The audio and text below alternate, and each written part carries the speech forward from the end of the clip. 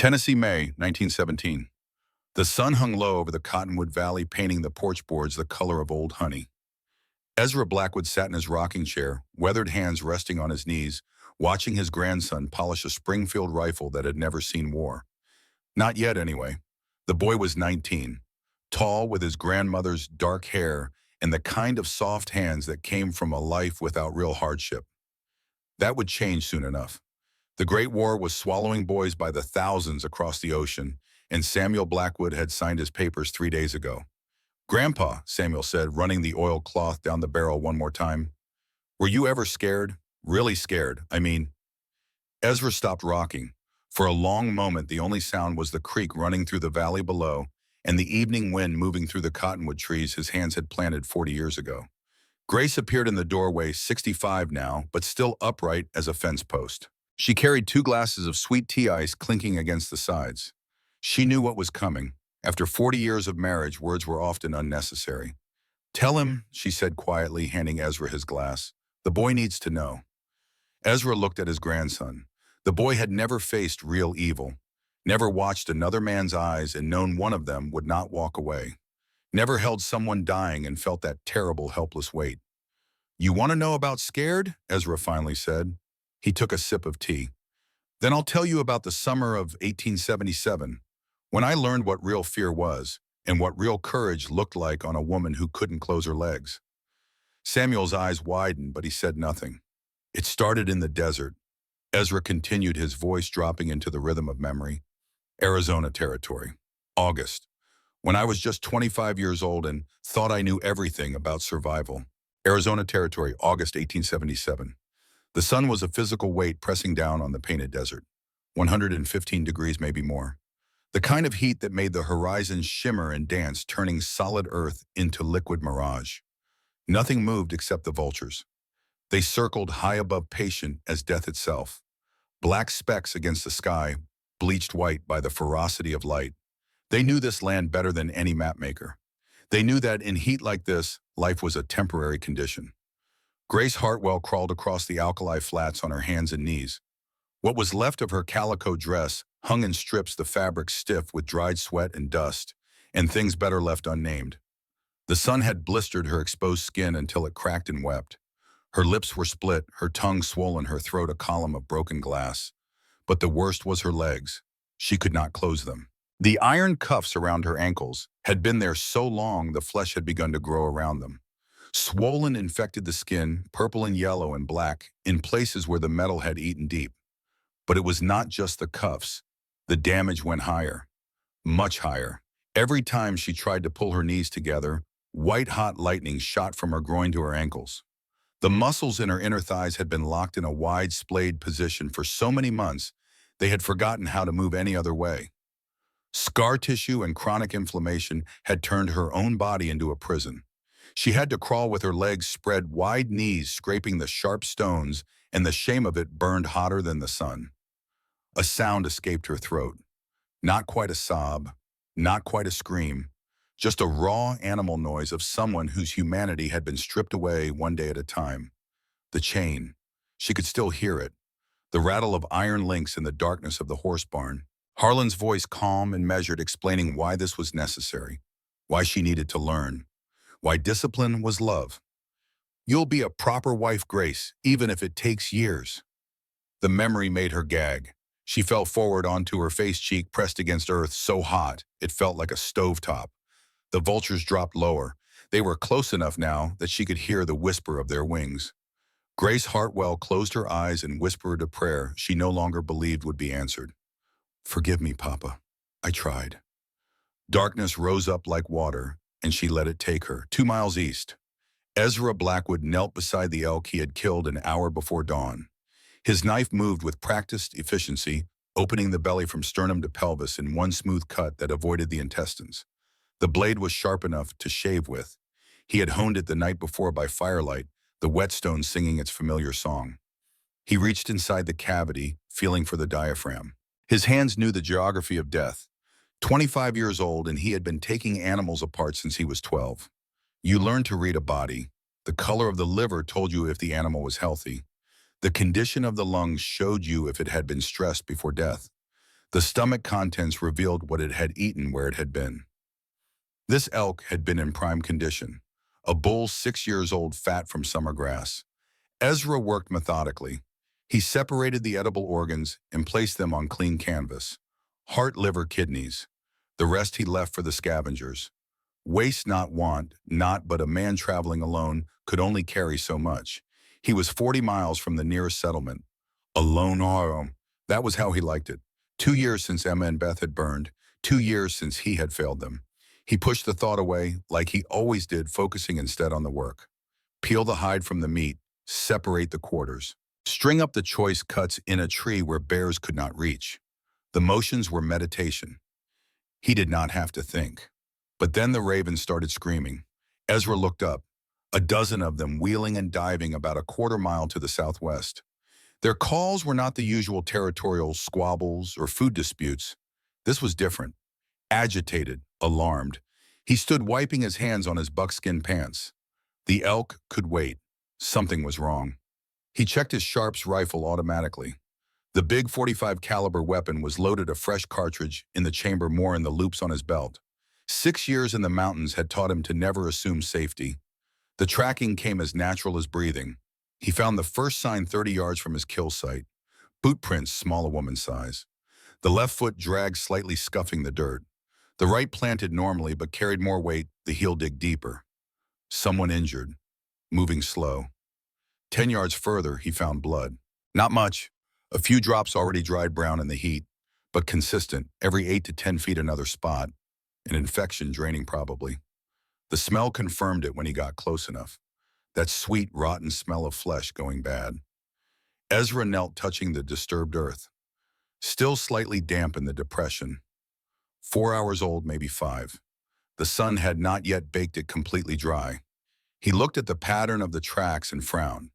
The feet never came close together. The stride was wide, unnaturally so, like someone walking bow-legged but more extreme. And in several places where the person had fallen, the knee prints showed the same thing. Legs spread wide, even when collapsed. What in hell? He muttered to himself. He had been alone so long that talking out loud had become habit. The mountains did not judge. The trees did not answer back.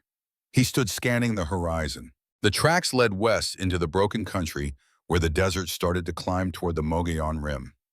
Harder terrain, less water. A bad direction for someone already hurt. Ezra Blackwood stood at a crossroads. The smart thing was to go back to his elk, finish the butchering, and mind his business. People meant complications. People meant questions. People meant getting pulled back into a world he had spent 2 years trying to forget. But then he heard Emma's voice. Not real, just memory sharp as always.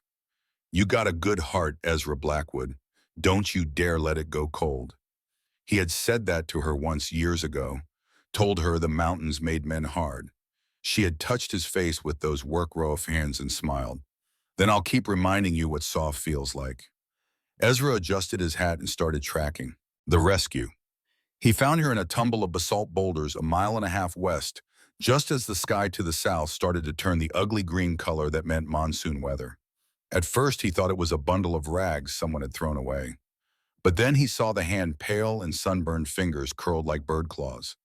Ezra approached carefully, rifle ready. He had learned long ago that desperation made people dangerous. Wounded animals bit. Wounded humans were worse. But the woman did not move. He knelt beside her, checking for a pulse at her neck. Faint but steady. Live then. Barely. Her skin was hot to the touch, fever burning through her like a coal stove. Dehydration, infection, probably both. He tilted her head, gently opening one eyelid. The pupil contracted sluggishly. Responsive. That was good. Thunder rumbled in the distance. Ezra looked at the sky. The storm was building fast the way they did in late summer. 15 minutes, maybe 20 before it hit. If he left her here, the flash flood would sweep through these arroyos and she would drown. If she did not die of exposure first. The temperature would drop 40 degrees once the rain started. He made his decision in the space between heartbeats. Ezra slid his arms under her shoulders and knees and preparing to lift. That was when he discovered the problem. As soon as he tried to bring her legs together to carry her properly, the woman screamed. It was a raw, tearing sound that came from somewhere deeper than consciousness. Her eyes flew open, wild and unseeing, and she thrashed in his grip with surprising strength. No, please, it hurts. I can't close them. Ezra froze. He looked down and for the first time saw the full extent of the damage. The iron cuffs were embedded in her ankles, the flesh swollen around them like tree bark growing over a nail. But that was not the worst. Her thighs bore long, weeping ulcers where something had rubbed and chafed for months. The muscles of her inner legs were locked rigid, trembling with the effort of trying to relax but unable to. Someone had bound her legs apart. For a long time. Long enough that her body had adapted to the torture reshaping itself around the restraints. Ezra Blackwood had seen men torn apart by grizzly bears. He had seen trappers with feet rotted off from frostbite. He had seen the aftermath of Indian raids and cavalry massacres. But he had never seen anything quite like this. What kind of devil does this to a woman? The first fat drops of rain began to fall. Easy, he said quietly, though she was no longer conscious.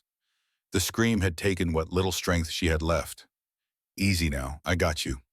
He adjusted his grip, sliding one arm behind her shoulders, the other under her back, leaving her legs in their unnatural position. It was awkward, off balance, but it kept pressure off the damaged tissue. The woman was light, too light, starved. The sky opened up. Within seconds, the rain was falling so hard Ezra could barely see 10 feet ahead. He knew these storms. The dry washes would become rivers in minutes. He had to get to high ground. There was a cave he had used before, a natural shelter carved into the sandstone cliff about a quarter-mile north. He had cached supplies there. Firewood blankets, a little jerky.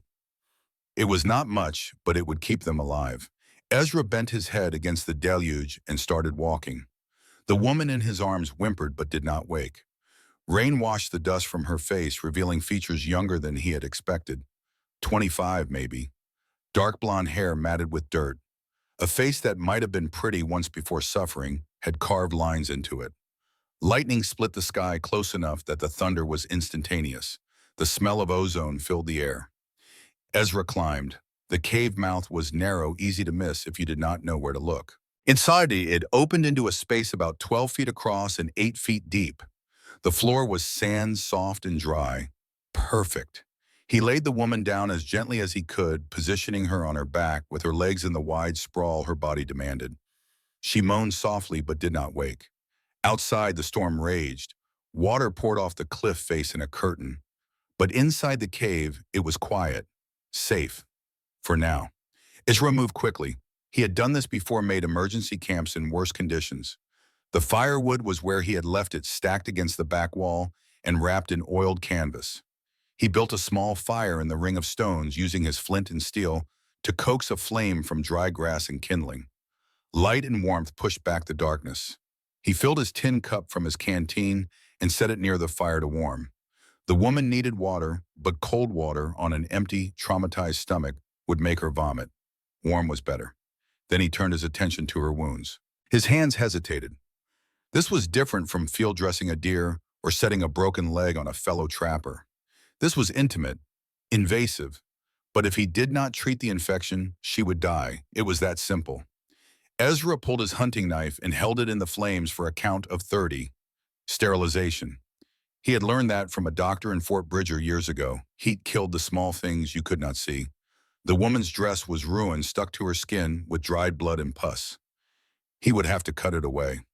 Sorry, ma'am, he said quietly, though she could not hear him. Ain't no other way.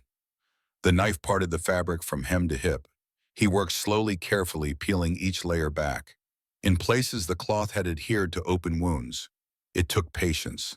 When he finally saw the full extent of what had been done to her, Ezra had to stop and breathe. The iron cuffs were workmanship quality, forged by someone who knew their trade. 1.5 inches wide, 3/8 of an inch thick. They had been secured with sliding pins that locked the cuffs closed.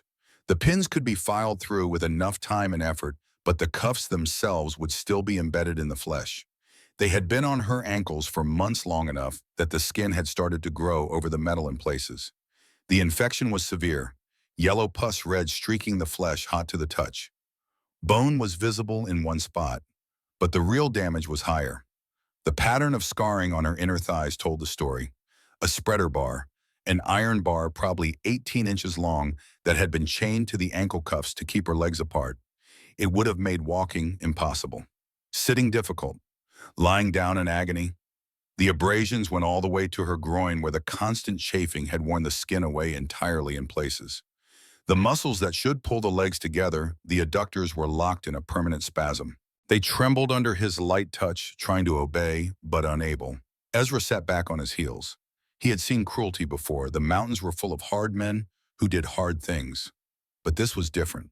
This was systematic, calculated. This was torture disguised as discipline. Someone had put this woman in iron and left her there until her body broke. And then she had escaped. Somehow she had filed through the locking pins. The cuffs still bit into her flesh, but at least the bar was gone. At least she could move. The courage that took was something he could barely comprehend. Ezra filled his cup with water from the canteen and added a pinch of salt. He tore strips from his spare shirt, the cleanest fabric he had. Then he went to work. First, he cleaned the wounds. The salt water made her twitch and moan even in unconsciousness, but it was necessary. Infection was the real killer out here. The bullet might miss, the knife might glance off bone, but infection always found its mark. He worked methodically, washing away the pus and dead tissue as gently as he could. His hands, so used to rough work, moved with surprising delicacy. Next came the poultice. He carried a small leather bag of dried herbs, yarrow for bleeding and infection, sage for antiseptic properties, wild tobacco for pain. He crushed them together in his palm, added a little water to make a paste, and packed it into the worst of the wounds, finally bandaging. He wrapped her ankles loosely, careful not to tighten the fabric over the embedded iron. That would only make things worse. For the thigh wounds, he used longer strips, creating a protective layer that would keep dirt out while still allowing the skin to breathe.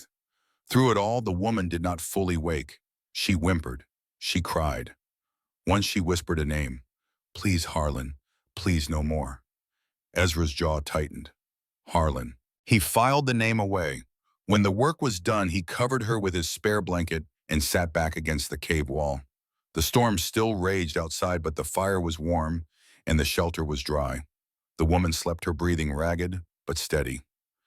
Ezra watched the flames and thought about the choice he had just made. Helping her meant getting involved. It meant questions and complications and possibly danger. Men who did things like this to women did not take kindly to interference.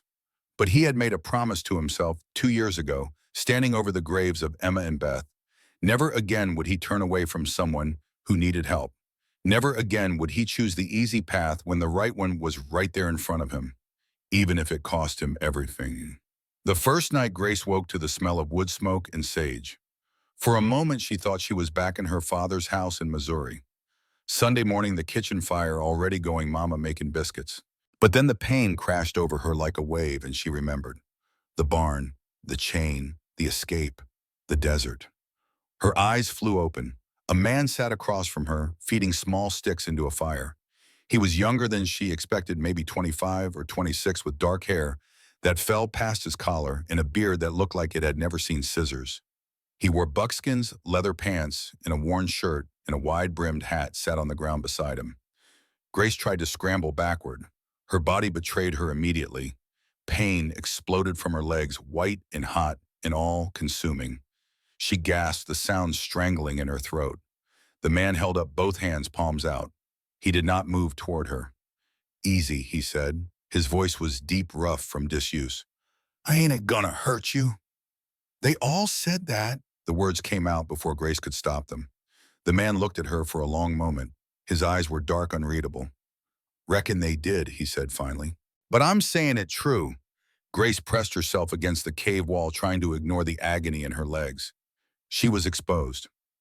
Her dress was gone, replaced by strips of cloth and bandages. A man she had never seen before had undressed her, touched her, seen her shame. Where am I? Her voice cracked. Her throat felt like sandpaper. Safe. The man reached for a tin cup near the fire. Steam rose from it. Cave, storm's passing. You need water. He set the cup on the ground and slid it toward her, then retreated back to his spot, giving her space, letting her choose. Grace stared at the cup. She was so thirsty. Her tongue was swollen, her lips split, but accepting water from this stranger felt like accepting something more. Felt like trust. And trust had been beaten out of her over 8 long months.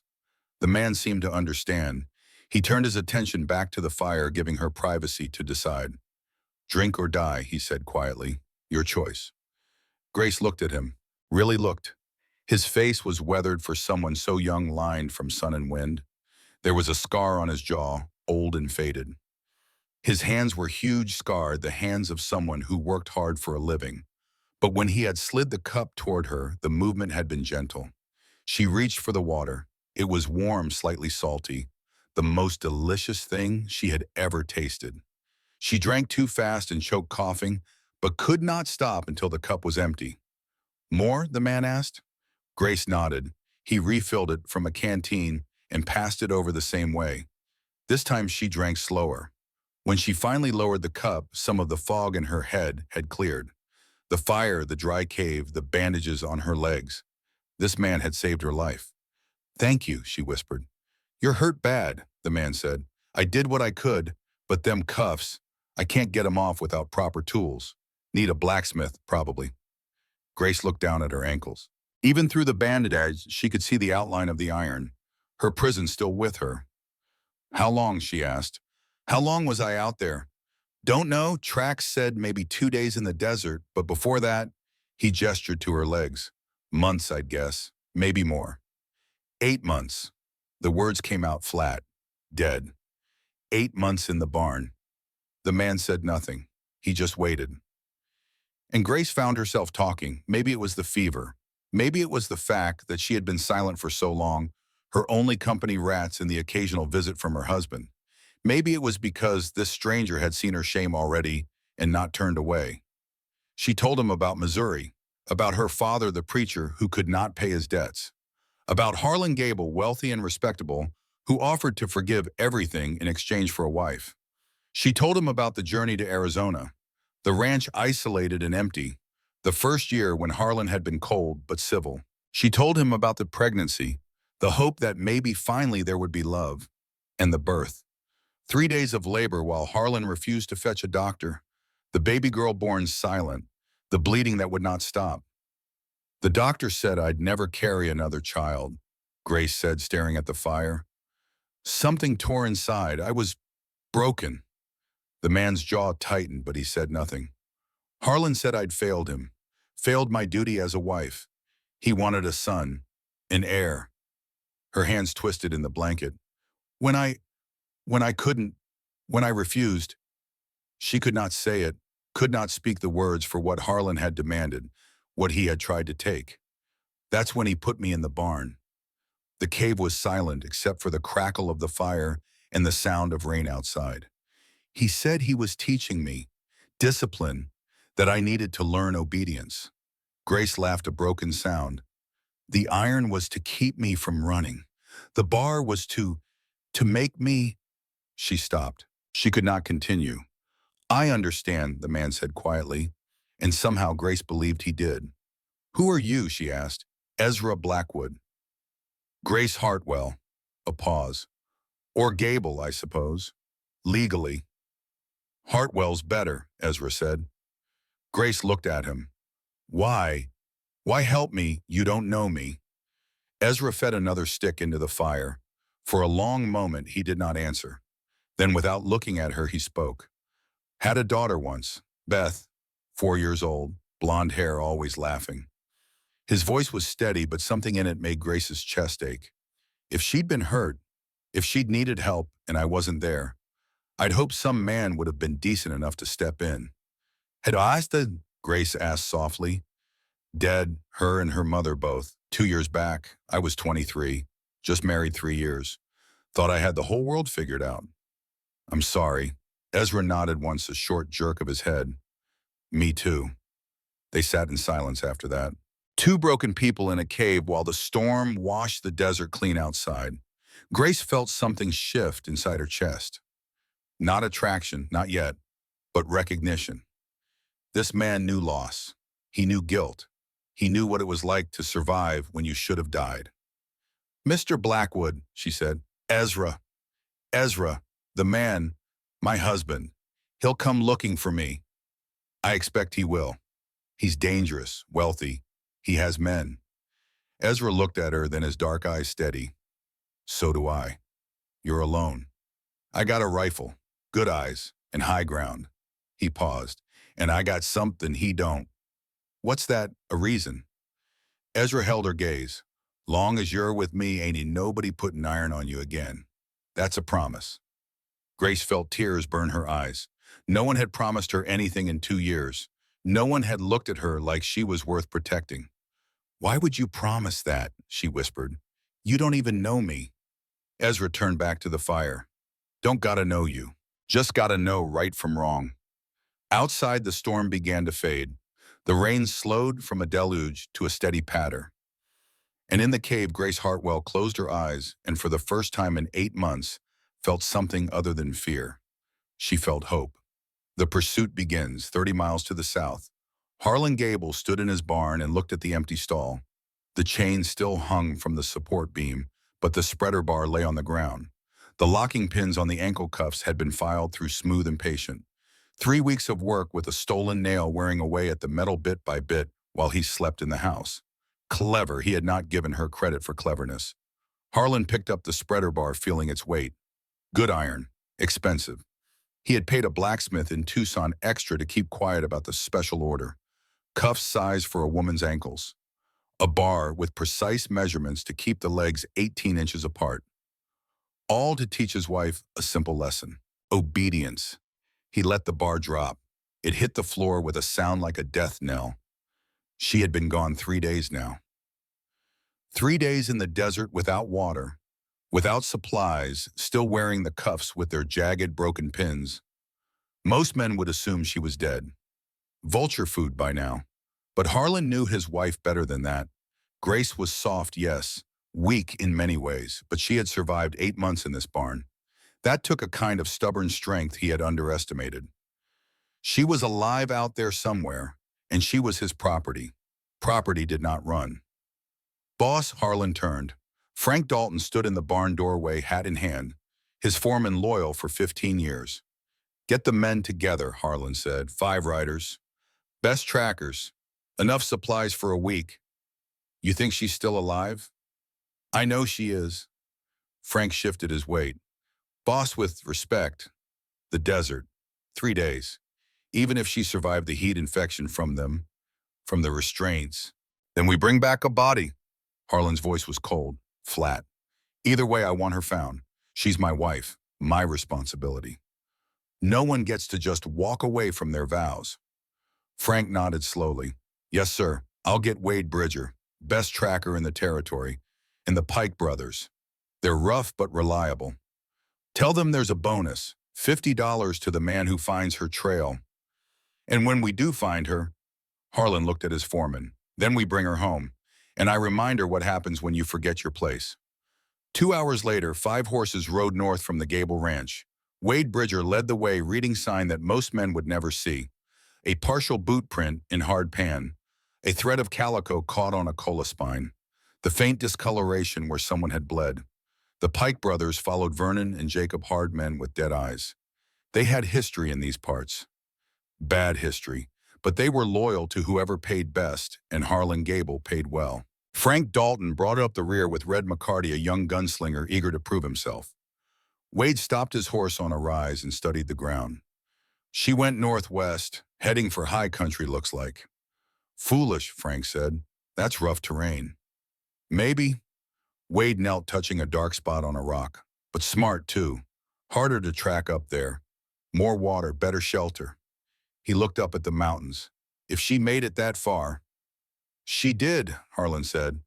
There was certainty in his voice. I know my wife. She'll run until her legs give out. Vernon Pike spat tobacco juice. Even if we find her boss, she might not make it back. Them injuries look bad. Infections probably set in by now. Harlan's face was stone. Then I'll bury her proper. But she'll come home. One way or another, Grace Gable comes home. They rode on as the sun climbed higher, following the trail of a desperate woman who had chosen death in the desert over one more day in chains. None of them knew yet about the mountain man. That would come later. And when it did, everything would change. Tennessee, May 1917. Old Ezra paused in his story, taking a sip of sweet tea.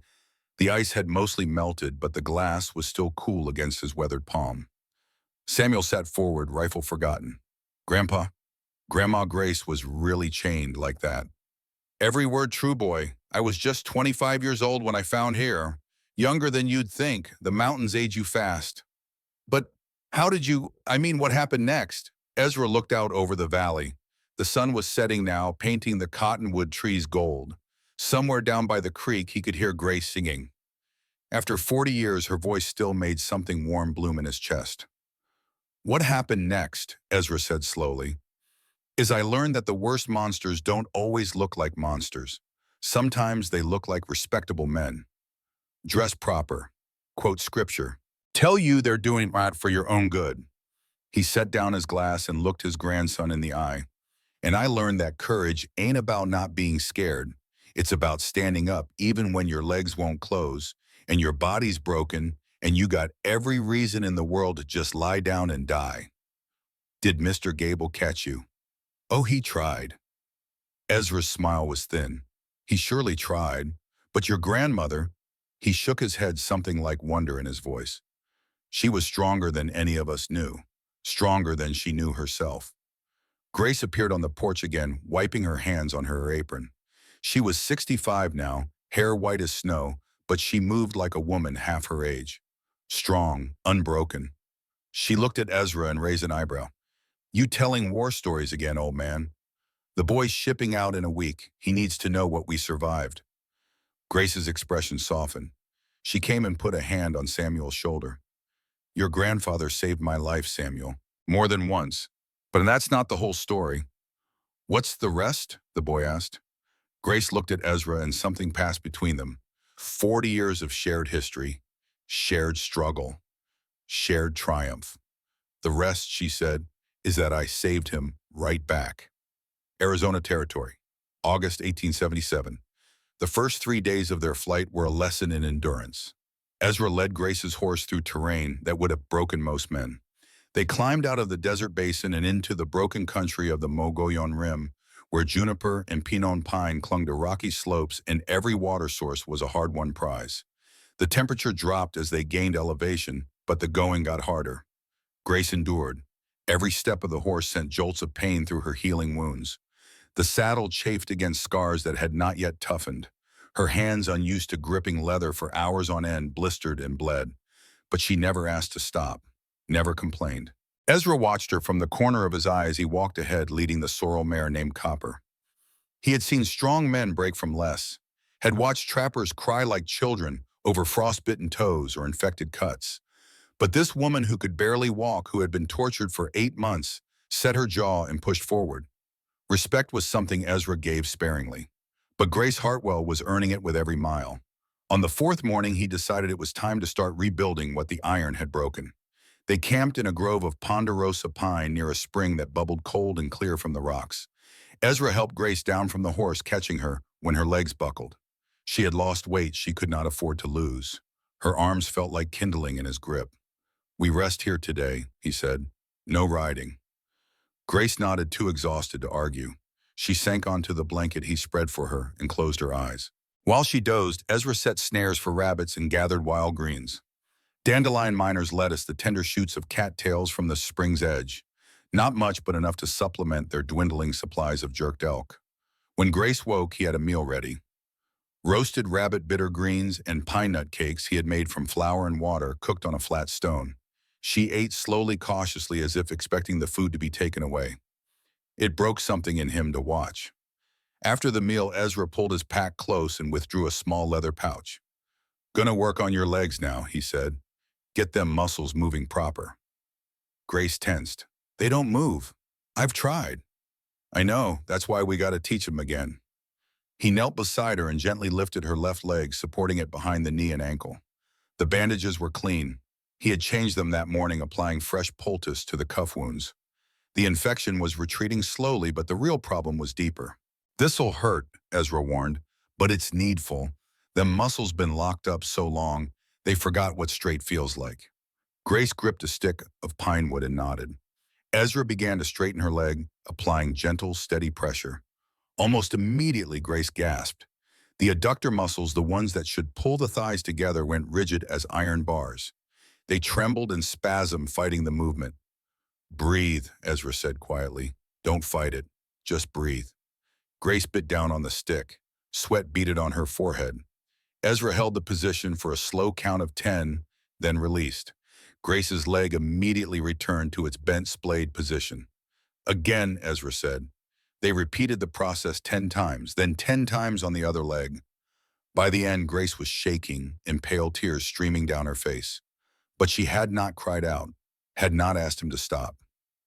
"You're strong," Ezra said, sitting back on his heels. "Stronger than most men I've known." Grace wiped her face with the back of her hand.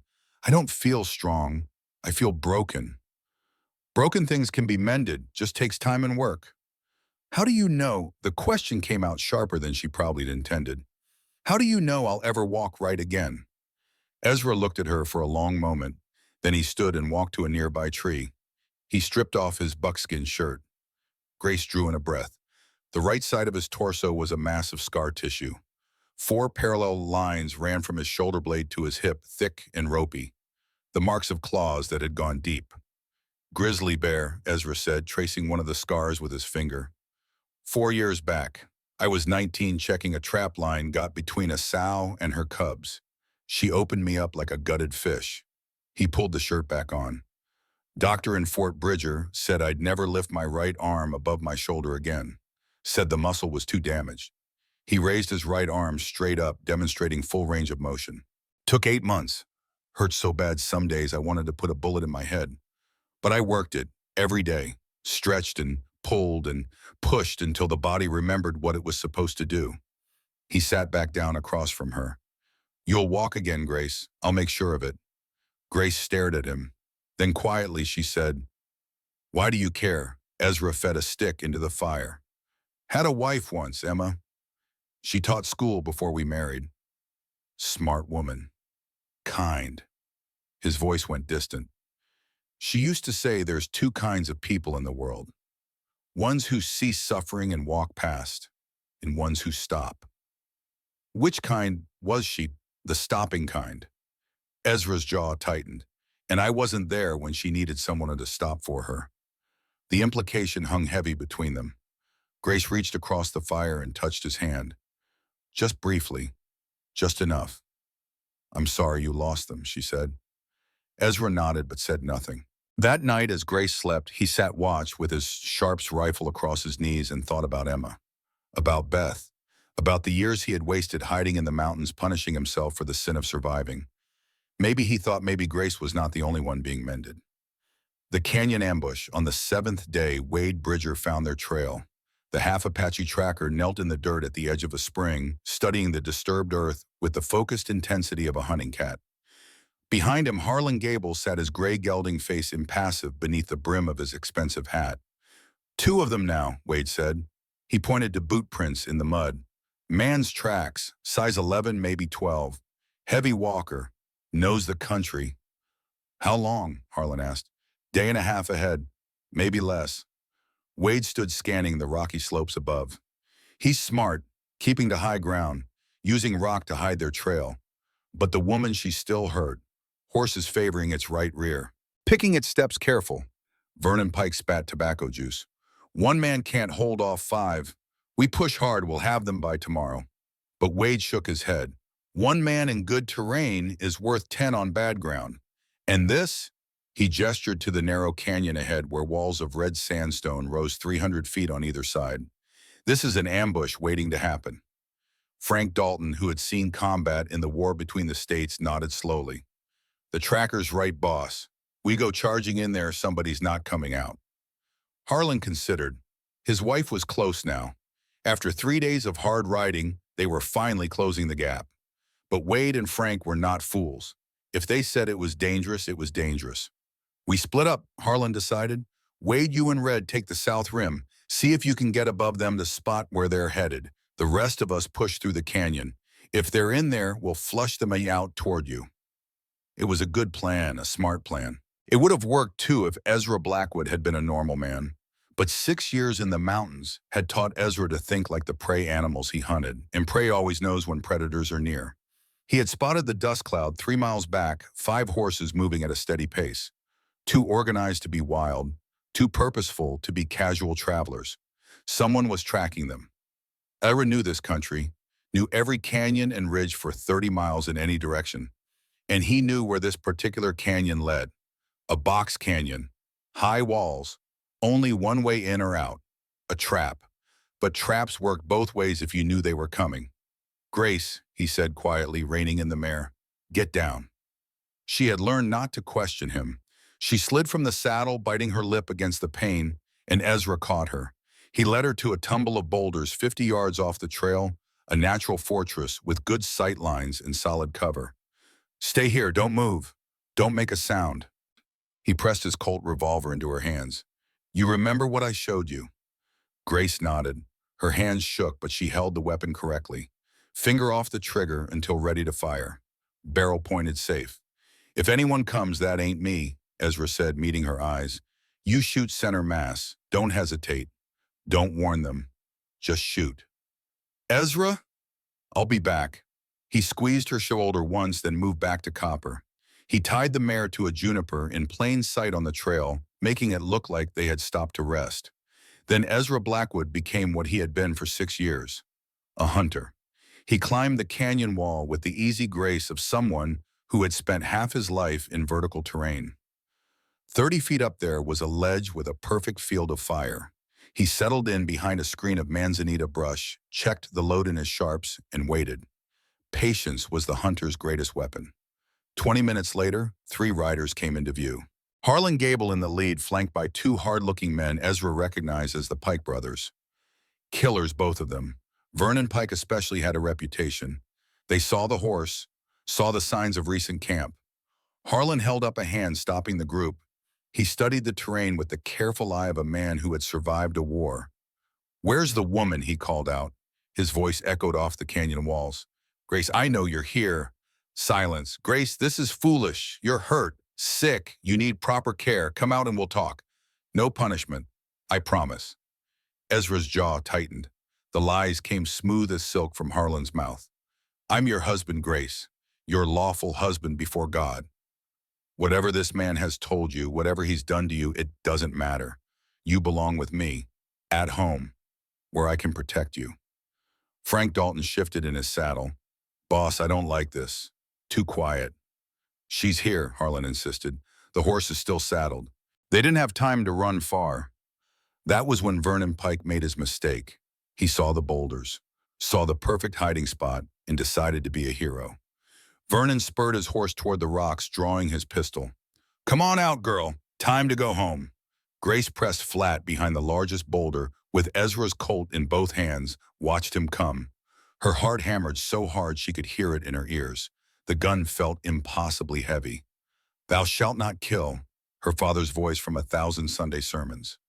But Vernon Pike was not going to ask politely. And if he found her, Harlan would put her back in the iron, back in the barn, back in the darkness where hope went to die. Grace stood up. Vernon saw her. His face split in a grin. "There you." Grace pulled the trigger. The Colt roared, bucking in her hands. The shot went wide, kicking up dirt 3 feet to Vernon's left. But it did something more important. It told Ezra where the threat was. The Sharp's rifle spoke from the canyon wall. The big .45 caliber bullet, pushed by 70 grains of black powder, covered the 200 yards in less than a second. Vernon Pike jerked in his saddle as if punched by a giant fist. The rifle round took him high in the chest, angling down through the lung. He toppled backward off his horse and hit the ground hard. He did not get up. "Vernon!" Jacob Pike's scream was raw. He wheeled his horse, searching for the shooter. "Where are you, you son of a—" The second shot from Ezra's Sharps cut him off. This one missed the bullet, sparking off rock inches from Jacob's head. But it was close enough. "Stu!" Frank Dalton shouted. He hauled his horse around and spurred hard back the way they had come. Harlan Gable sat frozen for 3 seconds. 3 seconds watching his foreman flee. 3 seconds looking at Vernon Pike's body leaking blood into the dirt. 3 seconds realizing that whoever he was up against was not some drifter or lucky prospector. This was someone who knew these mountains, knew how to fight, knew how to kill. Harlan turned his gray gelding and followed Frank at a gallop. Jacob Pike hesitated, looking at his brother's corpse. Then survival instinct kicked in, and he ran too. The canyon echoed with hoofbeats. Then silence. Ezra waited a full 5 minutes before climbing down from his perch. He approached Vernon Pike's body, carefully rifle ready. The man was dead. The shot had been clean. Quick. Ezra felt nothing. He had killed his first man at 20, a claim jumper who had tried to bushwhack him. Had killed others over the years. Claim jumpers.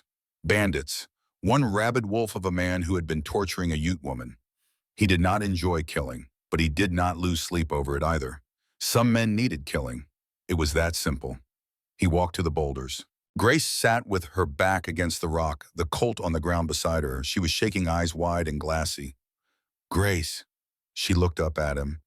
I shot at him. I tried to kill him. I know. The Bible says, my father always said. Ezra knelt in front of her. He took her face in his hands, forcing her to meet his eyes. You defended yourself. That ain't sin. That's survival. But I wanted him dead. The confession came out broken. When I saw him coming, I didn't think about mercy or forgiveness. I just wanted him dead so he couldn't take me back. Then you're human, Ezra said simply. Ain't nothing wrong with that. Grace started to cry, not the quiet tears of pain or sadness. This was something deeper, the breaking of a dam that had held for too long. Ezra pulled her against his chest and held her while she sobbed. He did not tell her it was okay. It was not okay. She had just crossed a line that could never be uncrossed. She had looked at another human being through gun sights and pulled the trigger. That changed a person, but it did not make her evil, just alive. And in this country, sometimes staying alive required hard choices. When the crying finally stopped, Grace pulled back and wiped her face. They'll come back, she said. Probably, but not today. Ezra stood and offered his hand. We need to move, put distance between us and them. You able to ride? Grace took his hand and let him pull her up. Her legs trembled, but held. I can ride. Good, because we're going to town. Grace's eyes widened. Town? But they'll... Redemption Town. 2 days north. You need a real doctor, someone who can get them cuffs off proper. Ezra began gathering their supplies. And I need a blacksmith. Maybe a lawman who ain't on Harlan's payroll. What if there isn't one? Ezra looked at her. Then we keep running. But you can't heal proper with that iron still in you. Infection's gonna come back if we don't get it out. He was right, Grace knew it. The poultices and bandages were temporary measures. Without proper medical care, she would die slowly of blood poisoning. Okay, she said. Redemption Town. As they rode north, leaving Vernon Pike for the Buzzards, neither of them looked back. Behind them, Harlan Gable regrouped with his remaining men 5 miles south. Wade and Red had heard the shots and come down from the rim. Now they all stood in a circle, horses blowing hard faces grim. We lost Vernon, Jacob Pike said. His voice was flat, dead. I want that man. I want him bleeding. We all want him, Harlan said. But his mind was working. This was not some lucky shot. Whoever was protecting Grace was a professional, maybe ex-military, maybe a hunter who knew the mountains. Either way, a frontal assault would just get more of them killed. We follow, Harlan decided.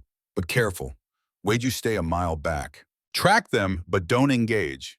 When they get where they're going, we'll know, then we plan proper. And when we find them, Frank asked.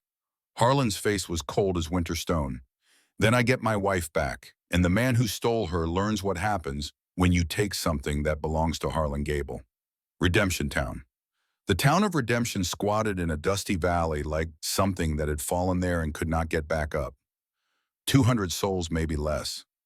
One main street with a scattering of buildings, a general store, a saloon, a livery stable, a white-painted church at the north end, and at the south end, a small house with a sign that read, Dr. Eugene Hartwell, Physician and Surgeon.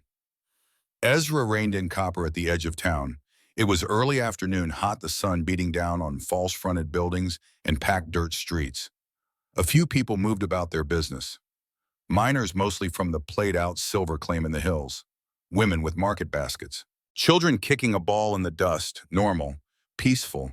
Ezra hated it already. We go to the doctor first, he said quietly to Grace. I'll stay with you. We get you sorted, then we figure next steps. Grace nodded. She had pulled her bonnet low, trying to hide her face, trying to look normal. But there was no hiding the way she sat, the horse legs splayed awkwardly.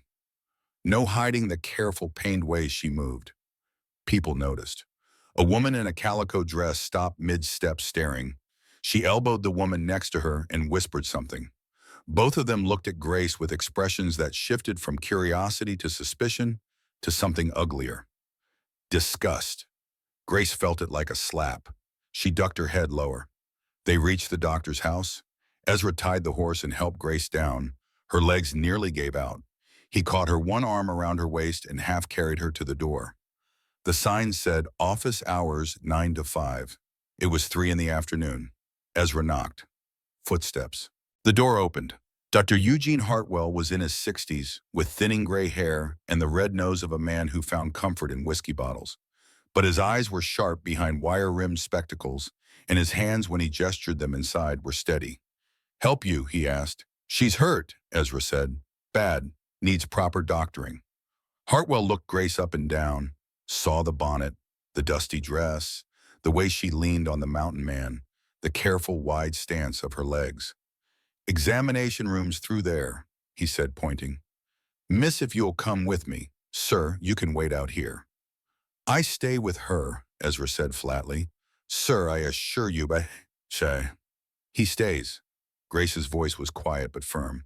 Please, I need him. Hartwell studied them both, then shrugged. Your choice. The examination room was small and clean. A padded table, shelves with bottles and instruments, the smell of carbolic acid and alcohol. Grace sat on the edge of the table, gripping the sides. Ezra stood in the corner, arms crossed, watching. Tell me what happened, Hartwell said, washing his hands in a basin. Grace told him. Not everything, not about Harlan's name or the ranch or the barn, just that she had been restrained, that the iron had been on for months, that she needed help. Hartwell listened without interrupting. When she finished, he nodded slowly. I'll need to examine you. Remove the dress and underthings. There is a screen you can change behind. Grace's hands shook as she undressed. Ezra turned his back, giving her privacy, even though he had seen everything already. It was different in a doctor's office. More clinical, but also more exposing. When she was ready, covered only by a thin sheet, Hartwell approached. What followed was 30 minutes of careful, methodical examination. Hartwell worked in silence, his face professionally neutral. But Ezra saw the way his jaw tightened when he saw the ankle cuffs, saw the flicker of anger in his eyes when he examined the inner thigh wounds. Finally, Hartwell straightened and washed his hands again. You can dress, he said. When Grace was clothed again, Hartwell sat on a stool and faced them both. The cuffs need to come off. I can't do it here. You need a blacksmith, someone with proper tools. There's one in town, Thomas Jefferson. He's good, discreet. And the other damage, Ezra asked. Hartwell sighed. The infection is responding to whatever treatment you have been using. That's good. But the muscle contractures. He paused. Miss, whoever did this to you designed it to cause maximum damage with minimum visibility. The spreader bar forced your legs apart long enough that the adductor muscles essentially forgot how to function. They're in a constant state of spasm. Can it be fixed? Grace whispered. Yes, with time. You need massage, stretching exercise, heat therapy. The muscles can be retrained. It will take months. It will hurt, but you're young. The body wants to heal. He stood and went to a cabinet, pulling out bottles. I'm giving you laudanum for pain. Use it sparingly, and this salve apply it twice daily to the wounds after cleaning. How much? Ezra asked. $5. Ezra counted out coins from his small leather pouch. Hard money earned from pelts and odd jobs. He had maybe $30 to his name. 5 was a lot, but Grace needed it. Hartwell pocketed the money and handed over the medicines. Then he looked at Grace with something almost like kindness. Miss, I've been a doctor for 40 years. I've seen a lot of cruelty in that time. But this, he shook his head. Whoever did this to you belongs in prison, or hell, preferably both. Thank you, Grace said softly. They left the doctor's office and stepped back into the afternoon heat and walked straight into the sheriff. Sheriff T. Thomas Miller was a heavy man with a walrus mustache and a tin star pinned to a stained vest. He stood in the middle of the street, arms crossed, blocking their path. "Hold it right there." Ezra's hand drifted toward the Colt at his hip, but he stopped. Drawing on a lawman, even a corrupt one, would end badly. "Problem, Sheriff?" Ezra asked. "That depends. You passing through or causing trouble?" "Just passing through. Needed a doctor for my—" Ezra hesitated. "For my companion." Miller's eyes crawled over Grace, taking in her appearance, the way she stood, the flush of shame on her cheeks. "Your companion." The words were loaded with implication. "Uh-huh. Well, mister, I don't know how they do things where you're from, but in Redemption Town we got standards. We don't cotton to—" He paused delicately. "Impropriety." "We ain't doing nothing improper," Ezra said. His voice was low, dangerous. "That's so, because it looks to me like you got yourself a woman who ain't your wife. And from what I hear—" Miller stepped closer, lowering his voice. "There's a man looking for her. Name of Harlan Gable. Says she's his legal wife. Says she ran off. Says maybe someone helped her run." Grace's face went white. "Now, Mr. Gable is a respectable man," Miller continued. "Wealthy, pays his taxes, contributes to the church fund, and he's offering a reward for information. $50 to anyone who can tell him where his poor, confused wife ended up." "She ain't going back to him," Ezra said flatly. Miller's hand dropped to his own pistol. "That ain't for you to decide, friend. Law says a wife belongs with her husband. You're interfering with a domestic matter." "You call this domestic?" Ezra's voice rose slightly. He gestured to Grace. "You seen her legs. You know what he did? I know a wife who ran off and a stranger who's keeping her from her lawful husband. That's called kidnapping where I come from." The confrontation was drawing a crowd, townspeople gathering on the boardwalks, watching with the avid interest of people who had nothing better to do. Grace felt their stares, felt their judgment. Fallen woman, whore, running from her rightful husband with a rough mountain man. She wanted to scream at them, wanted to lift her skirt and show them the scars. Show them what proper and respectable Harlan Gable had done to his lawful wife. But she did not, because she knew it would not matter. A woman's word against a man's word was no contest. "Sheriff," a new voice cut through the tension. A woman pushed through the crowd. She was perhaps 45 with olive skin and dark hair streaked with silver. She wore a simple cotton dress and an apron, and she moved with the confidence of someone who did not care what others thought. "Elena," the sheriff said, his voice cooling, "this don't concern you." "Maybe it does." Elena Morales looked at Grace, then at Ezra, and her eyes narrowed. "You folks need a place to stay." "Elena," Miller warned. "Hush, Tom. I'm talking to my customers." Elena smiled, showing teeth. "I run the boarding house at the edge of town. Clean rooms, good food, no questions asked." She looked pointedly at the sheriff. "And no unwanted visitors. I'm very particular about who I let on my property." "Ma'am," Ezra said carefully, "we don't want to cause you trouble. Trouble's already here. Might as well make it comfortable." Elena held out her hand to Grace. "Come on, mija. You look like you need a hot meal and a soft bed." Grace looked at Ezra. He hesitated, clearly not trusting this sudden kindness. But what choice did they have? He nodded. Elena led them through the staring crowd to a small house on the eastern edge of town near where the creek ran. It was painted blue, well-maintained, with flowers in boxes on the windows. Inside, it smelled of cooking and soap and safety. Grace started crying before the door even closed behind them. Elena Morales watched the young woman collapse into tears and felt a familiar ache in her chest. She had seen this before, too many times. Women broken by men, women with nowhere to run and no one to help. She had been one of them once. "Sit," she commanded, gesturing to a chair. "Both of you, I'll make coffee." While the coffee brewed, Elena moved around her kitchen with efficient grace. She laid out bread and cheese and cold chicken, set out plates and cups, and all the while she watched these two broken people trying to hold themselves together. The mountain man sat rigid, barely touching his food, alert, ready to fight or flee at a moment's notice. The woman ate like she was starving, which she probably was, but her eyes kept darting to the door, to the windows, like prey expecting the predator to burst in at any moment. "What's your name?" Elena asked, pouring coffee. "Grace, Grace Hartwell." "And you?" She looked at Ezra. "Ezra Blackwood." "Well, Grace and Ezra, I'm Elena Morales. I've lived in Redemption Town for 15 years. I know every dirty secret in this town, including that Sheriff Miller takes money from certain wealthy ranchers to look the other way." She sipped her coffee. "I'm guessing Harlan Gable is one of those ranchers." Grace's cup rattled against the saucer. "Thought so." Elena leaned back. "Listen to me, both of you. Harlan Gable's reputation reaches even here. Rich, powerful, connected, and mean as a snake when he don't get his way." She looked at Grace. "He did this to you, didn't he? The wounds, the way you walk." Grace nodded, unable to speak. "Then you got two choices. You can run, keep running until he loses your trail or gives up, or—" Elena paused. "You can make a stand. Show people what he really is. Force them to see the truth." "No one will believe her," Ezra said flatly, his word against hers. "Maybe, but maybe not." Elena stood and went to the window.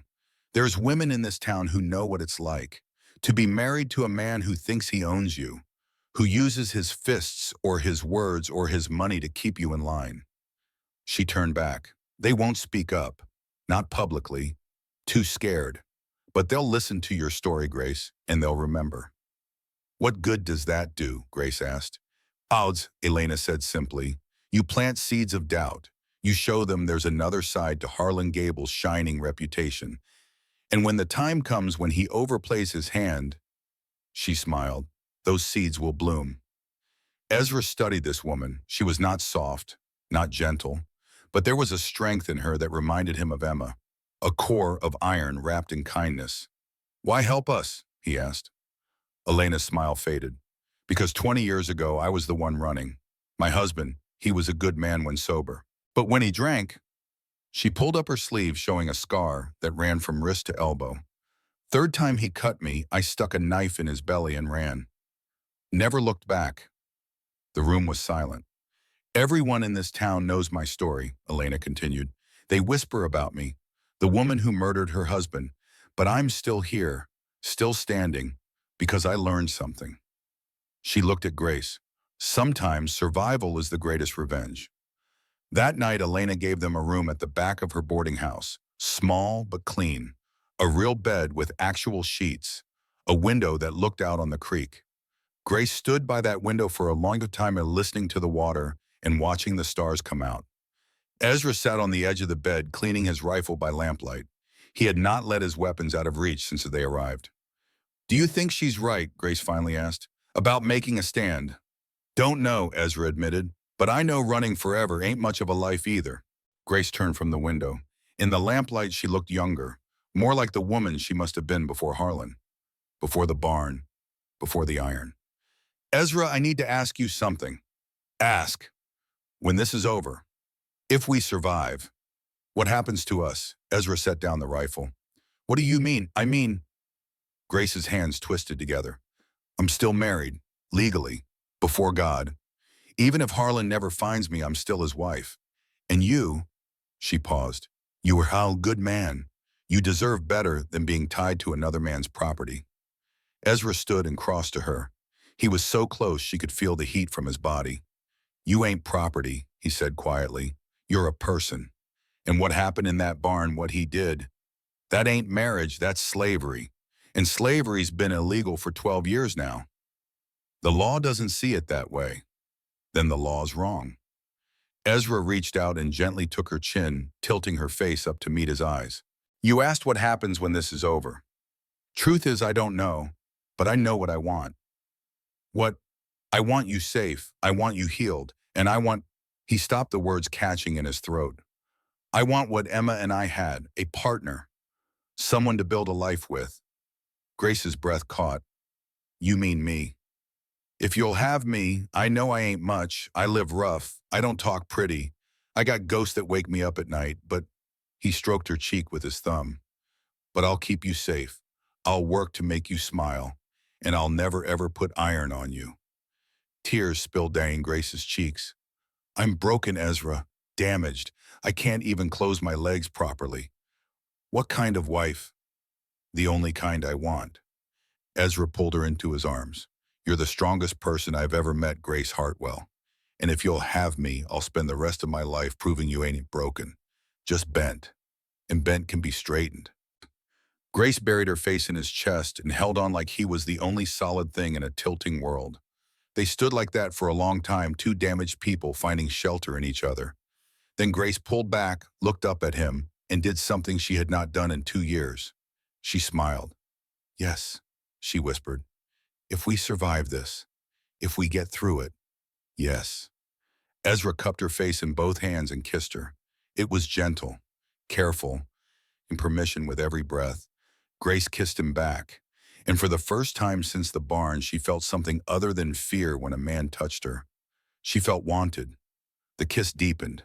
Ezra's hands moved to her waist, then hesitated. Grace, he whispered against her lips. Are you sure I don't want to hurt you? You won't.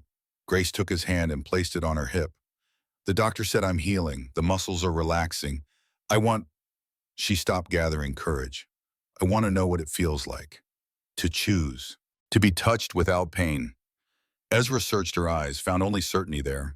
He lifted her gently and laid her on the bed. Every movement was slow, deliberate, giving her 1,000 chances to say no. She did not say no. When he began to remove her dress, his hands trembled. Not from desire, though that was there.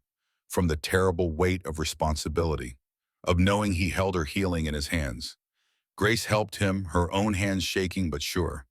They undressed each other with the care of people handling something precious and breakable. When Ezra finally lay beside her, skin to skin, he did not move to take her. He just held her. Let her feel his warmth without demand. Tell me if it hurts, he said. We stop the second it hurts. Grace nodded. Ezra kissed her again. Deeper this time. His hand traced the curve of her hip, her thigh avoiding the scars. When he touched her damaged legs, it was with reverence. Not pity, not disgust, just tenderness. I'm going to try something, he whispered. Tell me if it's too much. He shifted, moving between her legs. Grace's breath caught. This was the position of the barn, the position of force. But Ezra did not push, did not demand. Bend your knees, he said softly. As much as you can. I'm right here. Grace tried. The muscles protested, scar tissue pulled. But they moved, slowly, painfully. But they moved. Her knees bent, drew up, closer to her body than they had been in 8 months. That's it, Ezra encouraged. You're doing it. And then, miracle of miracles, Grace felt her thighs begin to close. Not fully. The damage was still too great. But they came together enough that when Ezra finally entered her, gentle and slow, and watching her face for every flicker of pain, she could wrap them around his hips. Grace gasped. Not from pain, from wonder. I can... She looked down at where they were joined. At her legs scarred and damaged, but finally able to embrace instead of being forced apart. Ezra, I can close them. I'm choosing to... Tears streamed down her face. Ezra stopped moving. Does it hurt? No, Grace laughed through her tears. No, it doesn't hurt. For the first time, it doesn't hurt. She pulled him down to her and kissed him fiercely. And in that small room in Elena's boarding house, with the sound of the creek outside and lamplight painting everything gold, Grace Hartwell reclaimed her body. Not as a vessel for someone else's will, but as her own. When it was over, when they lay tangled together in the narrow bed, Grace placed Ezra's hand on her scarred thigh. See these, she whispered. I used to think they made me ugly, broken. But tonight, she smiled, tonight they're just proof I survived, that I fought, that I won. Ezra kissed each scar he could reach. You're beautiful. Always were. Always will be. They fell asleep like that, two people who had walked through fire and come out holding hands. Outside in the darkness, a rider approached Redemption Town. Harlan Gable, alone, leaving his men camped 5 miles south. He rode straight to the sheriff's office and knocked. When Miller opened the door, Harlan smiled. Sheriff, I believe you have information for me. The trap was closing, and tomorrow everything would change. Redemption Town. Dawn, the sun had not yet cleared the eastern mountains when Grace woke to the sound of horses. She sat up in bed, heart pounding. Ezra was already at the window, rifle in hand, looking through a gap in the curtains. His face was stone. How many? Grace whispered. Phew, Harlan's in front. Sheriff's with them. Grace threw off the blankets and stood ignoring the protest from her healing legs. She joined Ezra at the window and looked out. There in the dusty street outside Elena's boarding house sat Harlan Gable on his gray gelding. He looked exactly as she remembered. Immaculate despite the trail dust, hat perfectly angled, face calm and certain. Beside him, Sheriff Miller. Behind them, Frank Dalton, Jacob Pike, and Red McCarty, all armed, all ready. Grace, Harlan's voice carried clear in the morning air. Grace, I know you're in there. Come out. We need to talk. Elena appeared in the doorway of their room, still in her nightdress, but with a shotgun in her hands. That man's on my property without permission, she said coldly. I'm within my rights to shoot him. You do that, the sheriff will hang you, Ezra said. He was checking his weapons. Rifle loaded, both pistols loaded, knife sharp. This play's different. How? Grace asked. Her voice was steadier than she felt. Ezra looked at her. You wanted to make a stand. Show people what he really is. This is your chance. They won't believe me. Maybe not, but they'll see you try. Ezra moved to the door. And I'll be right beside you. Grace took a breath, then another. Her hands were shaking, but she forced them still. Last night she had reclaimed her body. This morning she would reclaim her voice. All right, she said. Let's end this. They walked out onto Elena's front porch together. Ezra slightly ahead, rifle cradled casually but ready. Grace behind his left shoulder, hands empty, but fists clenched. The early morning crowd was already gathering. Word had spread fast. The whole town, it seemed, wanted to watch the drama unfold. Harlan saw Grace and his face softened into what might have looked like relief to someone who did not know better. Grace, thank God, I've been so worried. He dismounted, handing his reins to Frank. Are you hurt? Has this man harmed you? The only man who's harmed me is you, Grace said. Her voice carried, loud enough for the gathering crowd to hear. Harlan's expression flickered. Just for a second. Then the mask of concern returned. Darling, you're confused, sick. Whatever this man has told you, whatever he's done, it doesn't matter. I'm here now. I'll take you home. Get you proper medical care. I don't need your care. I need you to leave me alone. Grace, you're my wife. Before God and the law, you belong with me. I belonged in a barn, Harlan, Grace's voice rose. I belonged in chains. The crowd murmured. Harlan's jaw tightened. You needed discipline. Guidance. You were hysterical after losing the baby. I was trying to help you. Help me. Grace's laugh was brittle as old glass. You put iron on me. You locked me in a barn for 8 months like an animal. You're ill, Harlan said. He looked at the crowd, playing to them. She's been through trauma, lost our child. The grief has affected her mind. She doesn't know what she's saying. I know exactly what I'm saying. Sheriff Miller stepped forward. Ma'am, I understand you're upset, but your husband is right. You need to come with us. Get proper care, not from some mountain savage. Don't call him that. Grace's voice went cold. Ezra Blackwood saved my life. He's shown me more kindness in 2 weeks than my husband showed in 3 years. This is a family matter, Miller insisted. The law says— The law, Grace interrupted, doesn't know what happened in that barn. And then she made her decision. Grace stepped forward past Ezra, past Elena. She walked down the porch steps into the street. Every eye was on her. Her hands went to her skirt. Grace, don't, Harlan said. There was warning in his voice now. Don't make a spectacle. Why not? Grace asked.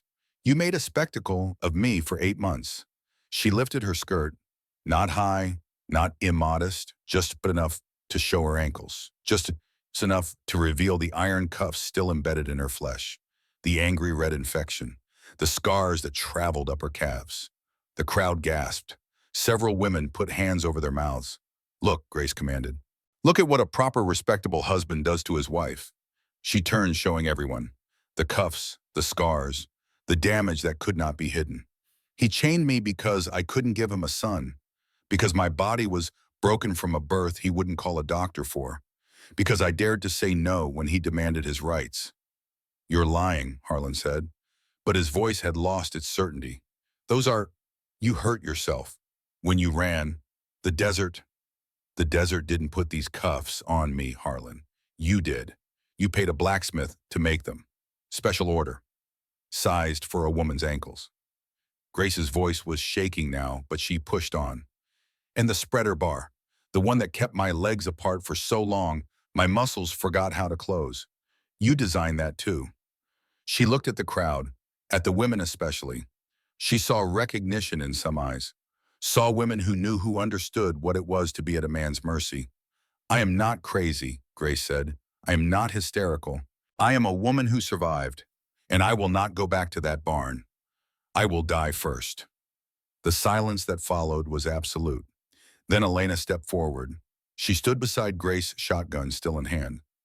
I believe her, Elena said loudly. Another woman stepped out from the crowd. Mrs. Sarah Brennan, the blacksmith's wife. She had bruises on her wrists that her sleeves did not quite hide. I believe her too. Another, Mrs. Chen from the laundry, then another, 5 women, 6, not a majority, not even close, but enough to break the spell of Harlan's respectability. Harlan's face went red. This is absurd. Grace, get on the horse. Now we're going home. No. I am your husband. You will obey me. No. Harlan took a step forward. Ezra moved faster. He was between them and a heartbeat rifle rising. She said no, Ezra said quietly. You have no authority here, Savage. Sheriff, arrest this man. He's kidnapped my wife.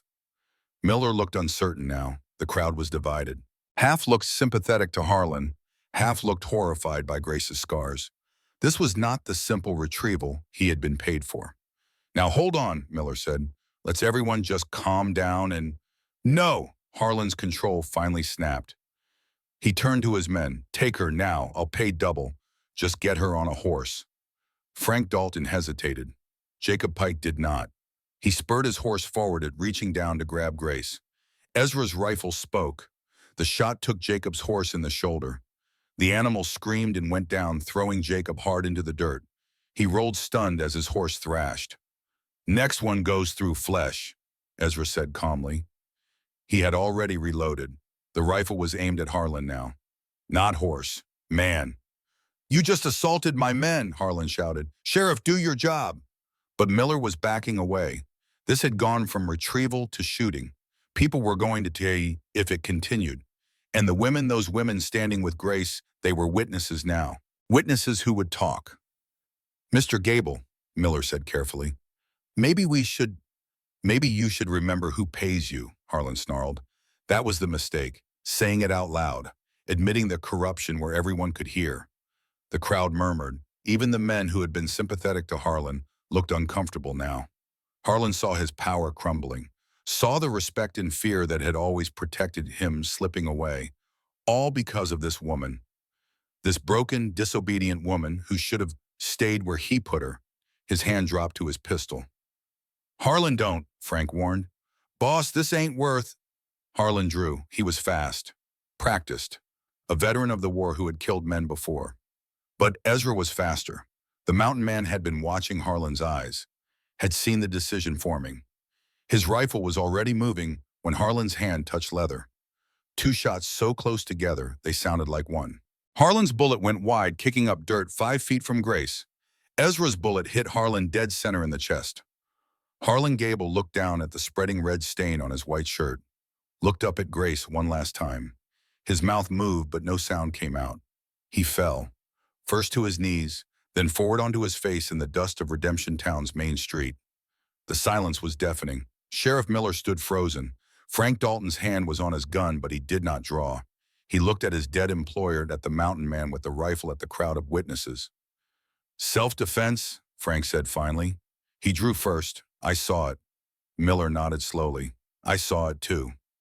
Jacob Pike groaned and sat up, looked at Harlan's body, then at Ezra. Whatever revenge he might have wanted died in his throat. He held up empty hands. I'm done, Jacob said. I'm riding out. Today. Ain't my fight no more. No one stopped him. Grace walked forward slowly. She stood over Harlan's body and looked down at the man who had owned her for 3 years, the man who had broken her, the man who had taught her what cruelty looked like in a starched collar. She felt nothing, no joy, no sadness, no relief, just emptiness where he used to live in her nightmares. "It's over," she whispered. Ezra came to her side. "It's over." Elena stepped forward and gently took Grace's arm. "Come inside, mija. You need to sit down." As they walked back to the boarding house, the crowd parted. Some faces were sympathetic, some disgusted, some frightened. But Grace did not care anymore what they thought. She was free. 3 months later, the valley Ezra had spoken of was real. It lay hidden in the high country of the Mogollon Rim, a box canyon with walls of red sandstone rising 300 feet on 3 sides. The fourth side, the entrance, was a narrow gap barely wide enough for a horse and wagon, easy to defend, impossible to find if you did not know it was there. Water flowed year-round from a spring that bubbled up near the eastern wall and fed a creek that ran the length of the canyon before disappearing underground at the far end. Cottonwood trees grew thick along the waterway. Good grass covered the floor. There was timber for building on the slopes. It was perfect. Ezra and Grace arrived in late November when the aspen were bare and the air had the first sharp bite of winter. They had spent the weeks after Harlan's death recovering. A blacksmith had removed the ankle cuffs, finally cutting through the embedded metal with careful precision, while Grace bit down on leather and wept. The wounds had been deep infected, angry, but freed from the iron, they had begun to heal properly. Thomas Jefferson, the blacksmith, had been the one to do it. A black man formerly enslaved who understood bondage in a way most could not. He had not charged them. Had simply said no one should wear chains, not ever. He and his family had joined them on the journey north. Now they stood at the entrance to the valley looking at the paradise Ezra had promised. "We can build here," Ezra said. "Make something permanent, something good." Grace looked at him. In 3 months he had changed, or maybe she was just seeing him clearly for the first time. The haunted look that had lived in his eyes was fading. He smiled now sometimes, laughed even when she said something clever. "We," she asked, "if you'll have me." Ezra took her hand. "I know it ain't legal yet. You were just widowed. Gotta wait proper. But Grace, when the time's right, I want to marry you. Build a life here. Raise children if God's willing." Grace's breath caught. Children. After the damage, after every doctor had said the same thing, she had given up hope. "I can't have children, Ezra. The birth, it broke something inside, I told you." Doctors said probably. "Not certainly." Ezra squeezed her hand. "And even if we can't have children of our own, there's plenty of children in this world who need good homes, orphans, abandoned kids. We could give them a place." Tears blurred Grace's vision. This man, this quiet, gentle, deadly man who had saved her life and then given her a reason to live it. "Yes," she said, "when the time's right, yes." They built the cabin together. Ezra felled the timber massive ponderosa pines that he sectioned with a two-man saw. Grace, still regaining her strength, stripped bark and prepared the logs. Thomas Jefferson, the blacksmith, forged the hardware. His wife Ruth cooked meals over an open fire while their 2 children played in the creek. The cabin rose slowly, 20 feet square. Log walls chinked with mud and moss. A stone fireplace that Ezra built with patient precision. A plank floor. Glass windows, expensive, purchased with the last of their combined money. Grace insisted on the windows. "I spent 8 months in darkness," she said. "I need to see the skyline."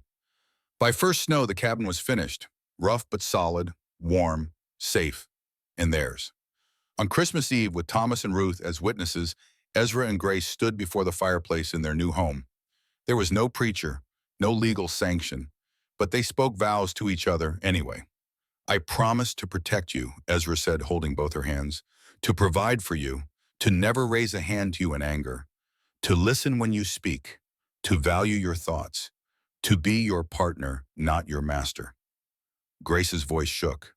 "I promise to stand beside you, to work with you, to trust you, to build a life with you that honors both our dead and celebrates the living, to be your partner, not your property." They sealed it with a kiss, and in the eyes of one, if not the law, they were married. Spring 1878. The valley changed them both. Ezra worked from dawn to dusk, building, planting, hunting. He taught Grace to shoot properly, to read tracks, to identify edible plants. She was a quick student, eager to learn the skills that would keep her alive if something happened to him. But more than that, the work healed something in Ezra that had been broken since Emma and Beth died. Purpose. He had purpose again. Grace bloomed. It was the only word for it. Her body, freed from the constant pain of the iron, began to remember what normal felt like. The muscles in her legs, stretched and massaged daily, began to relax. Slowly, painfully, she regained the ability to walk normally. One morning in April, Grace stood in the cabin and for the first time in a year walked across the room without any hitch in her gait. No pain, no limp, just normal walking. She called for Ezra. He came running, thinking something was wrong. "Look," she said simply, and walked, and ran, her legs moving freely, naturally, like they were supposed to. Ezra laughed, actually laughed, a sound of pure joy. He picked her up and spun her around the cabin. "You did it," he said. "You're healed." "Not completely. The scars will always be there, but—" Grace flexed her legs experimentally. "But I can move. I can run. I'm not broken anymore." That night they made love with a freedom Grace had never known. No pain, no fear, just joy. And afterward, lying in Ezra's arms, she felt something she had not felt since before Harlan. Whole. Summer 1878, the valley began to fill. Word spread the way word does in the territories.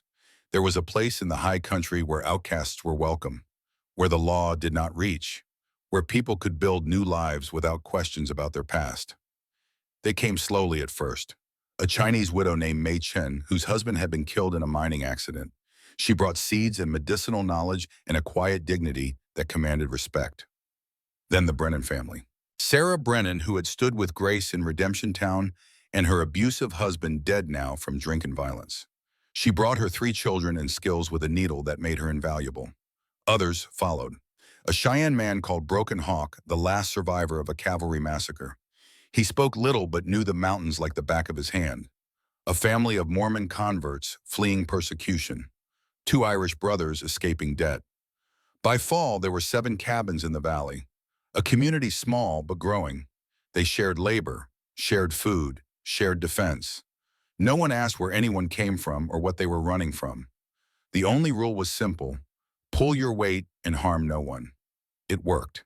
Grace found herself becoming something she had never expected. A leader. The women came to her with problems, with questions, with fears. She listened. She advised.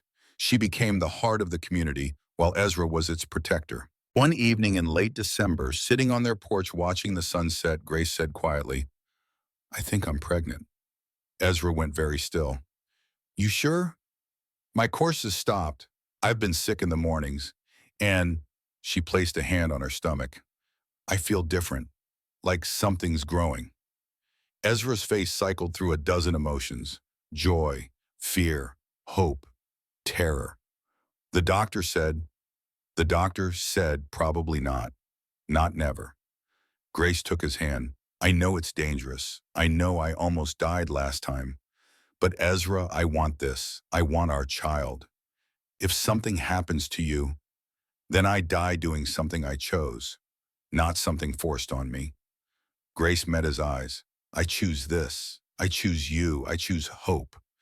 Ezra pulled her close and buried his face in her hair. "All right, but Ruth delivers this baby, and if anything goes wrong, if there's any sign of trouble, we stop. We save you, not the baby." Agreed. Late summer 1878. The pregnancy progressed. Ruth, who had birthed 6 children of her own, monitored Grace carefully. The damage from the first birth was still there. Scar tissue. Weakened muscles. But Grace was stronger now. Healthier, better fed, and she had something she did not have with Harlan. Support. The women of the valley rallied around her. Mei Chen made herbal teas to ease nausea. Sarah Brennan sewed tiny clothes. Elena, who had followed them from Redemption Town, prepared the cabin for a birth. Ezra built a cradle from cedar wood. He carved it with meticulous care, adding details that would have made a professional craftsman proud. Deer, eagles, cottonwood trees. "For our child," he said, "so they know where they come from." Grace's belly swelled. The baby was active, kicking so hard sometimes it took her breath away. Feisty, Ruth observed, like Mama. Labor began on a warm September night, nearly 9 months to the day after their Christmas wedding. Grace's water broke just after midnight. Ezra woke to her, gripping his arm, breathing hard. "It's time," she said. Ruth was summoned. She came quickly, bringing Machen and Sarah. They sent Ezra outside, tradition demanding it, but he sat on the porch with his rifle and would not move further. Inside, Grace labored. It was nothing like the first time. Ruth knew what she was doing. Machen had medicine for pain. Sarah held Grace's hand and whispered encouragement. The baby was positioned right. The contractions were strong but not catastrophic. And Grace, who had survived the iron, who had survived the desert, who had survived Harlan, pushed with everything she had. At dawn, as the sun crested the eastern rim of the valley, a baby's cry split the air. Ruth appeared at the door, smiling. "You got a daughter, Ezra. Healthy, strong, and Grace is fine." Ezra stumbled into the cabin. Grace lay exhausted on the bed, hair plastered to her forehead, but alive. So alive. And in her arms, wrapped in one of Sarah's quilts, was the smallest human being he had ever seen. "Emma," Grace said softly. "We'll call her Emma. Your first love." Ezra knelt beside the bed, looked at this impossibility, this miracle, this child that should not exist but did. "She's perfect," he whispered. "She is." Grace smiled tiredly. "We made something good, Ezra. Out of all that pain, we made something good." And as Ezra took his daughter in his arms for the first time, feeling the weight of her, the realness of her, he finally let go of the guilt he had carried since Emma and Beth died. He had not failed them. He had survived to build this. 30 years later, 1908, the valley had grown. What had started as 7 cabins was now a thriving community of 30 families. There was a school, a church that welcomed all denominations, a general store, a smithy where Thomas Jefferson, now in his 70s, still worked alongside his sons. And at the heart of it all, the original cabin. Larger now, Ezra had added rooms as children came. Emma, the firstborn, then Samuel, then Sarah, then Jacob. 4 children who grew up strong and free in a place where their parents' past did not matter. Grace Blackwood sat on the porch of that cabin, 56 years old now. Her hair was more silver than blonde. Her hands were weathered from work. But her eyes were clear and her back was straight. She could walk without pain. Had been able to for 30 years. Ezra was gone now, 4 years dead. A grizzly had attacked the far pasture, and Ezra at 60 had gone to drive it off. He had succeeded. The bear was dead. But Ezra had taken a swipe to the chest that punctured his lung. He had died in Grace's arms, looking up at her with those dark eyes. "We did good," he had whispered. "Didn't we? We did." Grace had answered, "We did so good." Now she sat alone watching her grandchildren play by the creek. Emma's children, Sarah's children, the next generation. The valley was peaceful, hidden, safe, and Grace Blackwood, who had once been Grace Hartwell, who had once been property, who had once crawled through the desert unable to close her legs, was the matriarch of it all. She heard footsteps and turned. Emma, her daughter now 30 years old with children of her own. "Mama, you all right out here?" "I'm fine, sweetheart, just thinking." Emma sat beside her. "About Papa. About everything, the journey, the people we've gained." Grace smiled. "Your father used to say the mountains don't judge. They just witness. I think this valley is the same. You miss him. Every day. But I'm grateful too. For the time we had. For the life we built." Grace looked at her daughter. "For you." Emma took her mother's hand. "Tell me the story again. How you and Papa met." Grace laughed. "You've heard it 100 times. I want to hear it again so I can tell my children properly." And so Grace began. The desert, the iron, the mountain man who stopped when everyone else would have walked past, the flight, the stand, the love. Emma listened even though she knew every word, because some stories needed telling and retelling until they became legend. Tennessee, May 1917. Old Ezra finished his story as the sun touched the horizon. Samuel sat in silence, his rifle forgotten, his mind full of images. His grandmother young and broken, his grandfather silent and deadly. the valley that had been their sanctuary. "Is it all true, Grandpa?" Samuel finally asked. "Every word. I was just 25 when I found her. Thought I was so old and wise." Ezra chuckled. "Had a lot to learn about courage. And the valley, it's still there. Still there. Your mama runs it now, with her brothers and sisters. 30 families last I heard, maybe more." Ezra looked out at the Tennessee hills. "Different place than where I raised your mama, but the same spirit. I wish I could see it. Maybe after the war, if you come back." Ezra's voice was gentle. "If God wills it." Samuel swallowed hard. The war. Tomorrow he would board a train for training camp. In 2 months he would be in France, fighting Germans. Maybe dying. "Grandpa, I'm scared." "Good. Fear keeps you sharp, keeps you alive." Ezra reached over and gripped his grandson's shoulder. "But don't let it rule you. Your grandma was terrified every day in that desert, but she kept moving, kept fighting. That's courage, Sam. Not the absence of fear, just the refusal to let it win." "What if I can't do it? What if I'm not brave enough?" Ezra smiled. "You got your grandma's blood in you, her strength, her stubbornness." He paused. "You'll do fine. And when you come home, when this war is over, you come to the valley. I'll show you where we built our lives, where hope grew out of iron and ash." The door opened. Grace emerged now, moving a little slower but still strong. "Supper's ready," she said. Then she saw their faces, saw the moment of connection between grandfather and grandson. She smiled. "Or it can wait, if you two need more time." "We're done," Ezra said. He stood bones creaking. "For now." That night after supper, Grace and Ezra sat together on the porch swing. 40 years of marriage, 4 children, 14 grandchildren, a life built from nothing. "You told him everything," Grace asked. "Most of it. Even about the iron. Especially about the iron." Ezra took her hand. Even after all these years, the touch still mattered. He needed to understand what real evil looks like, what real courage looks like too. Grace leaned her head on his shoulder. "Do you think he'll be all right in the war?" "I think he's got your blood in him. So yes, he'll be scared. Hurt maybe, but he'll survive. Blackwoods are survivors."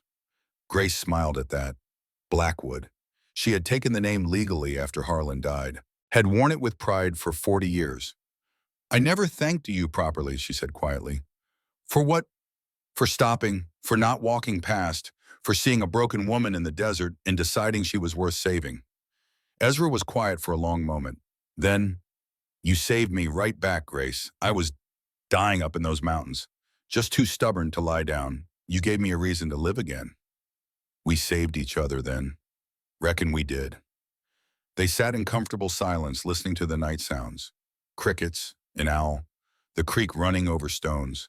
And Grace thought about the journey, about the girl she had been naive and trapped, about the woman she had become strong and free, about the man who had shown her what love without chains looked like, about the iron that had tried to break her, but instead had forged her into something unbreakable.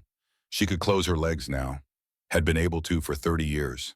But sometimes when she sat like this with Ezra, she thought about that horrible, humiliating inability.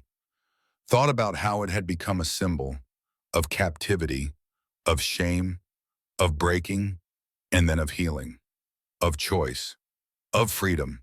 Because when she finally made love to Ezra that first time, when she wrapped her legs around him by choice, not force, it had not been closing. It had been embracing. The difference mattered. Grace squeezed Ezra's hand. "I love you, old man." "I love you too, old woman. Think the boy will come back?" "From the war, I pray so, but if he doesn't," Ezra paused, "if he doesn't, he'll know the story. He'll know we fought for something, built something, that out of iron and ash and pain something good can grow." Grace nodded. "That's all we can ask for, to be remembered, to have our story told. Then we've succeeded." They sat together as the stars came out, 2 old people who had walked through hell and come out holding hands. In the morning, Samuel would leave for war, but tonight in this moment he was safe at home, and Grace and Ezra Blackwood, who had given him that home, could rest knowing they had done what they set out to do 40 years ago. They had survived, they had built, they had loved, and that in the end was enough. The story of the iron and the cottonwood trees would live on, Told by Emma to her children, by them to theirs, a legend of the Old West, of cruelty and courage, of a woman who could not close her legs and a man who stopped to help anyway. Some stories are worth remembering, some scars are worth bearing, and some love is worth fighting for no matter the cost. Grace Blackwood knew all three truths, and as she sat on that Tennessee porch in the gathering dark listening to her husband breathe beside her, she smiled. She had been property once, broken and chained and less than human, but she had become free. And freedom, she had learned, was not the absence of scars. It was the choice of how to bear them. She bore hers with pride.